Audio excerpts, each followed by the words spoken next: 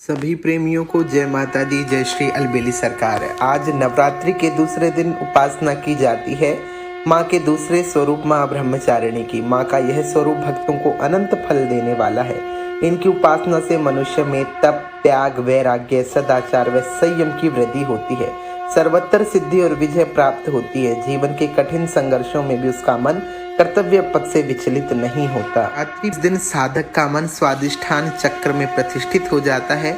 इस चक्र में जिस व्यक्ति का मन स्थित होता है वह भागवत कृपा का अधिकारी बन जाता है। माँ ब्रह्मचारिणी देवी की कृपा से उसे सर्वत्र सिद्धि और विजय की प्राप्ति होती है। माँ ब्रह्मचारिणी का स्वरूप अत्यंत ज्योतिर्मय और पूर्ण दिव्य है। अपनी पूर्ण भव्यता में ये भक्तों को दर्शन प्रदान करती हैं। इनके दाहिने हाथ में जपमाला तथा बाएं हाथ में कमंडल सुशोभित रहता है। दिव्य पुष्पों के अलंकारों से ये अपने श्रृंगार को सुसज्जित करती हैं।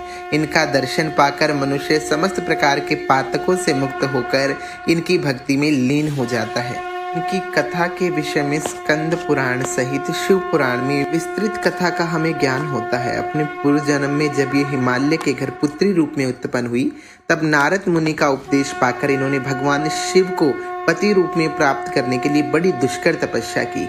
इसी कठिन तपस्या के कारण इन्हें तपस्चारिणी अर्थात ब्रह्मचारिणी नाम से उपाधि प्रदान की गई।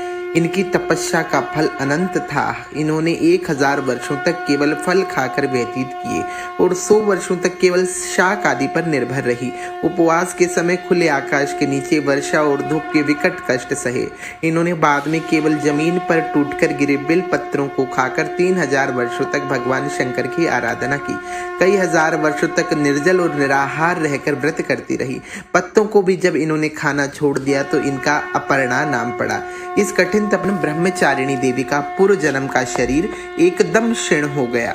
उनकी यह दशा देखकर उनकी माता मैनावती अत्यंत दुखी हो उठी। उन्होंने उस कठिन तपस्या में व्रत होकर अपनी पुत्री को आवाज दी, ओ माँ, अरे नहीं। तब से माँ को उमा नाम से भी जगत में प्रसिद्धि प्राप्त हुई। उनकी इस तपस्या से तीनों लोक में हाहाकार मच गया। देवता, ऋषि, सिद्धगण, मुनि सभी ब्रह्मचारिणी देवी की इस तपस्या को अभूतपूर्व पुण्य कृत्य बताते हुए माँ की सराहना करने लगे। अंत में पितामह ब्रह्मा ने वहां प्रकट होकर माँ को संबोधित करते हुए प्रसन्न स्वर में कहा, हे देवी, आज तक किसी ने इस प्रकार से ऐसी कठोर तपस्या नहीं की है। निश्चित रूप से आपकी समस्त प्रकार की मंगल मनोरथों की सिद्धि होगी। अभी आप हम पर कल्याण की भावना रखते हुए अपने घर लौट जाएं और शीघ्र ही भगवान शिव तुम्हें पति रूप में प्राप्त होंगे। माँ की आराधना इसी प्रकार से मनुष्यों का कल्याण करती है। तो चलिए माँ के पावन स्तुति मंत्र के द्वारा माँ को प्रणाम करें। ओम दधाना कर पद्म्याभ्याम अक्षमाला कमंडलु देवी प्रसीदतु मयि ब्रह्मचारिणी ननुत्तमा। नवरात्र के दूसरे दिन जो व्यक्ति इस मंत्र को सुनता है, कहता है, निश्चित रूप से माँ ब्रह्मचारिणी उन पर प्रसन्न होकर उनके समस्त मनोरथों की सिद्धि करती है। आप सभी को नवरात्र के दूसरे दिन की बहुत बहुत शुभकामनाएं। जय माता दी, जय श्री अलबेली सरकार।